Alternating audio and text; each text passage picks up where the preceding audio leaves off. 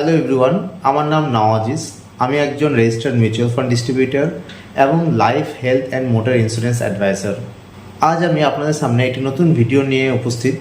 আজকের ভিডিওটিতে আমি আপনাদের সাথে শেয়ার করব এমার্জেন্সি ফান্ড কী, এমার্জেন্সি ফান্ড আমাদের কত মাসের জরুরি এবং সেই এমার্জেন্সি ফান্ডটি আমরা কোথায় রাখলে আমাদের জন্য বেটার।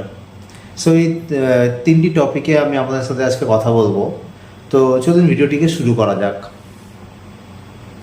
সো আপনি দেখতে পাচ্ছেন আমার ল্যাপটপ স্ক্রিনে RD versus FD versus liquid mutual fund, কোনটি আপনার এমার্জেন্সি ফান্ডের জন্য সেরা।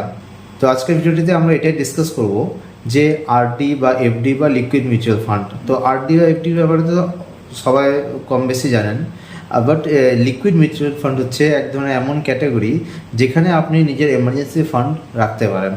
চলুন দেখি এবার এমার্জেন্সি ফান্ড কী।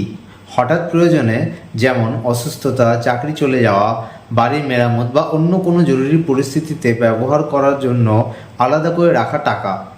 মানে ধরেন যে আমরা জরুরি কাজের জন্য যে আমরা টাকা আলাদা করে রাখি, যে কখনো এমার্জেন্সি আসলে সেই টাকাটাকে আমরা হাত লাগাবো, তাছাড়া হাত লাগাবো না, সেই টাকাটাকে সাধারণত আমরা এমার্জেন্সি ফান্ড বলে থাকি।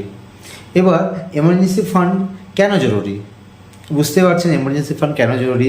যাতে আপনার আর্থিক নিরাপত্তা দেয়, এটি আপনাকে আর্থিক নিরাপত্তা দেয়, বা ঋণ নেওয়ার কোনো প্রয়োজন হয় না, বা দীর্ঘমেয়াদী বিনিয়োগ রক্ষা করে। সাপোজ আপনি লং টার্মের জন্য কোনো ইনভেস্টমেন্ট করছেন বা কোনো এফডি করে রেখেছেন, যেটি 4 বছর 5 বছর পর আপনি ম্যাচুরিটি নিতে চান, বা কোনো আরডি করছেন, বা অন্য যে কোনো আপনার কোনো ইন্স্যুরেন্স থেকে থাকতে পারে।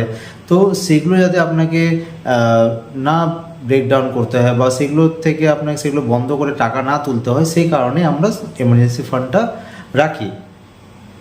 এবার এটি আমাদেরকে মানসিক শান্তিও দেয়। মানসিক শান্তি কী হবে? যাতে আমাদের এই টেনশনটা না থাকে, যাতে হঠাৎ দরকার পড়লে আমরা কোথা থেকে টাকাটা পাবো, কার কাছে টাকা ধার চাইবো, সেই জায়গা থেকে আমরা মানসিক শান্তিতে থাকি।